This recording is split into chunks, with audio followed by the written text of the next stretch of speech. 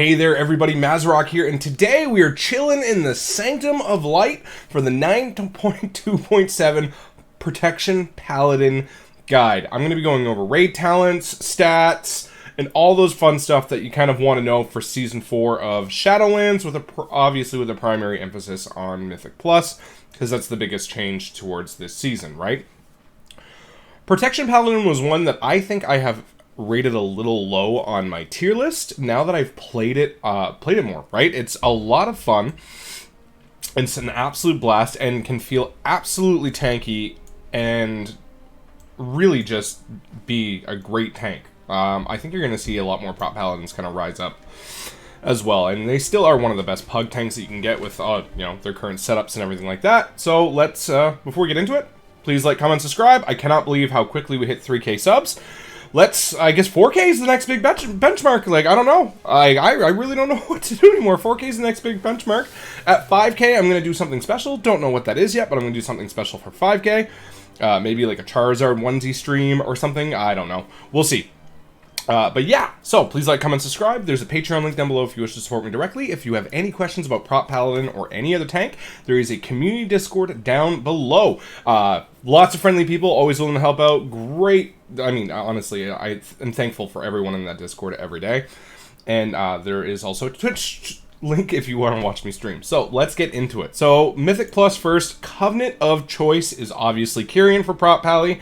Nothing has changed. Divine Toll, incredibly strong, and is, if you're playing any other Covenant but Kyrian for any sort of keys above 15 or above, really it's just really good. A talent, you have a couple options with talent setups, but once you get your 4-piece, Holy Shield on the 15 row is going to be your default pick because it now increases your block chance by 20%. And you're able to block spells as well, and you deal damage back for blocked attacks. Very, very strong. In Mythic Plus, First Avenger is your default pick here.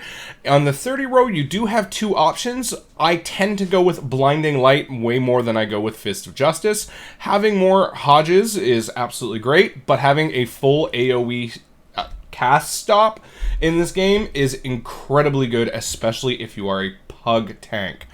Unbreakable Spirit is kind of the way that you're going to go here. Divine Purpose is the one that I choose here, although Seraphim is not a bad option at all if you're looking towards just gaining more damage. Having a 33% uptime on Seraphim throughout an entire dungeon run is very, very strong because it lasts for 15 seconds, gives you 8% crit, haste, versatility, and mastery. It's pretty strong. And here is your 45 row. This, you do have a couple of options. Hand of the Protector is my personal pick, but I pug a ton, and the amount of healing that I actually do with Word of Glory on the party is pretty crazy. Consecrated Ground, if you do need to get around quicker, but I do have one issue with Consecrated Ground, is Consecration is all about staying in it, right? You gain a damage reduction for being in it. There's so many components towards you just wanting to stand your ground in Consecrate that leaving it feels a little bad, and the 50% slow isn't always super necessary when there's a lot better slows in the game to help you kite. And even at then, by the time you kind of stopped kiting, you're putting your Consecrated Ground right over again, reducing the slow. So it's not a bad pick. The 15% larger is really nice, although I do prefer Hand of the Protector. If you're looking for passive healing, Judgment of Light is also a very, very good talent. Although the way to get with this talent is you don't want to focus your judgments all on one target. Spread them around.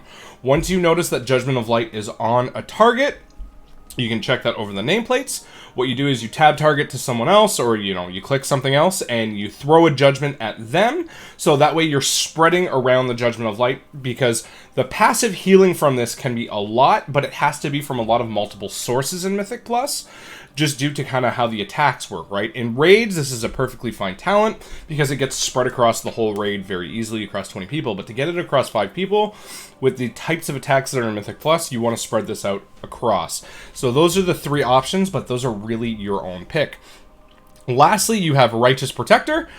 Very, very strong and gives you a lot more Guardians of Ancient Kings. And there's also Final Stand, giving you an 8-second immunity where you're just taunting everything around you with bubble. Both are very strong. Both require different playstyles. Righteous Protector will give you more wings, so it'll give you more damage throughout the course of a dungeon. So if you're noticing that you're never having to hit bubble to live through anything or, work through anything, Righteous Protector might be the pick for you. But if you're noticing that, you want to do this Final Stand is really good when you don't want to do like big monster pulls. Once you get down to 50%, you can just bubble and you have an 8-second immunity and you're not losing threat on anything. So these are the 2 solid choices that I would pick for this one here. As we're looking at Soulbinds, Mechanicos is still the play for all protection paladins that are Kyrian. A few conduits that you want. You want Vengeful Shock. You want Ringing Clarity. Light's Barding is a personal pick. I know technically the better one is Echoing's Blessings, but Light's Barding, longer pony, fight me, I don't care. I want my longer pony. There's 2... with this kind of build, there's 2 endurance conduits that you absolutely need to make this work, which is Resolute Defender and Shielding Words, right? So you get a lot more synergy with Hand of the Protector with Shielding Words, so that way you're spreading out all these little shields for how much you're healing, and you would be surprised how much if you hit Hand of the Protector and it crits on someone at below 20% health, it will lock them up to full instantaneously, and they'll gain a shield for that as well. So you are doing a lot of party healing, which is really, really good. The other third one is kind of your pick. I had Divine Call on here for the last time we did Necrotic Week, and I kind of just haven't changed it because I am more of a Final Stand. I like pulling really big whenever I can, and just having an immunity because you can't always trust Pug Healers, right? You don't know what you're getting sometimes. So you want to make sure that you can just live through anything, and I opt for more defensive options, which gives you a 3-minute bubble with here. But you can also choose Golden Path, Royal Decree, or Condensed Animosphere, whichever one you feel is best.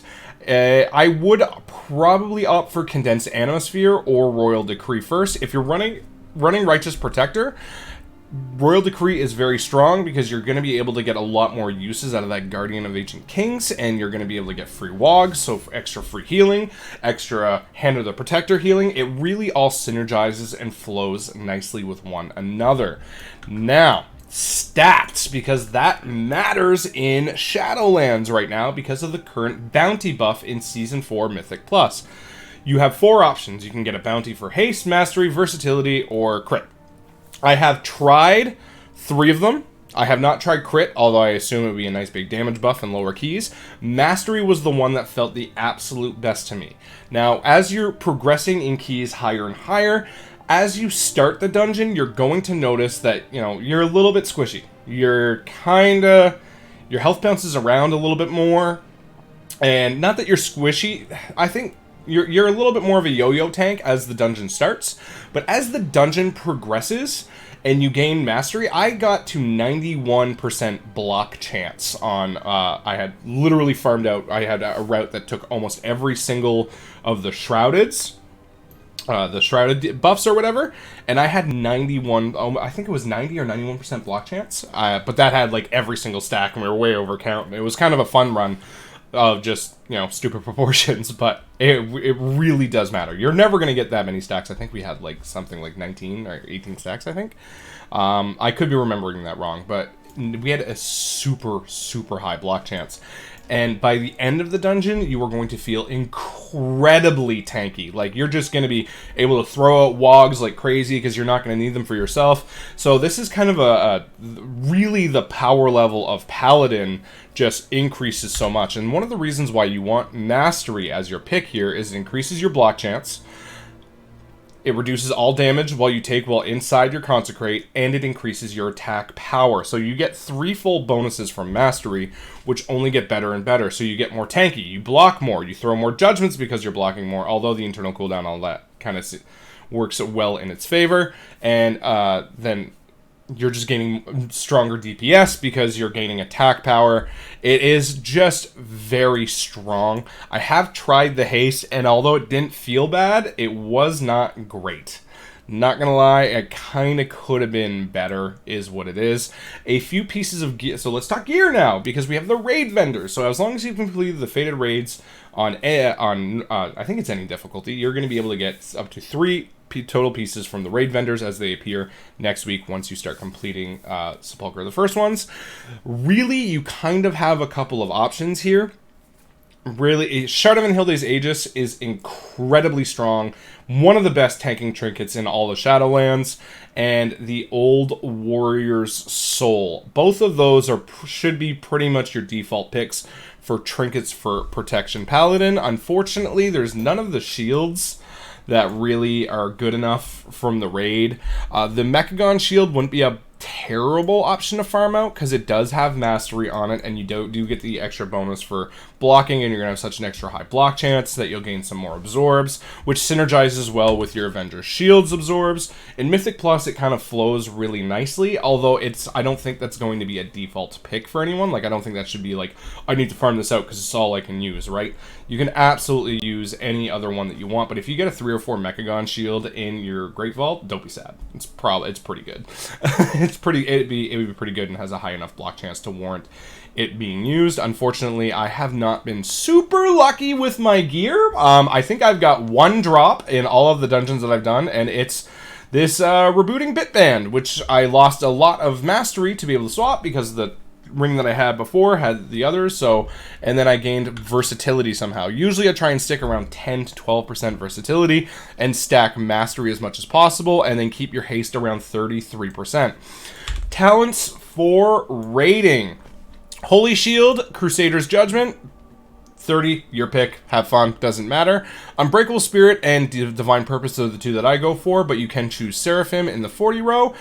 In the 45 row, Consecrated Ground, not losing a lot of value in raid, obviously. Hand of the Protector or Judgment of Light. If you're doing a lot of off-healing in raid as a tank, Hand of the Protector is crazy strong. If you just want to help out your party and keep up your Judgment of Light buff, you are going to notice that there is quite a bit of healing that goes out with this, especially in high intense, high kind of damage intake fights. Judgment of Light is very, very strong. Then you can go with the 50 row with Righteous Protector. I think Final Stand sees a lot more value in Mythic Plus because you can pull really big around it and just have that 8-second immunity without losing any lust whatsoever. Any threat whatsoever. It's really, really nice. Although Righteous Protector is going to be your better pick for raiding scenarios. And of course, your Covenant of Choice is going to be Venthyr. And pretty much all of the same things I said about the Conduits are going to be the exact same. And nothing is going to change there.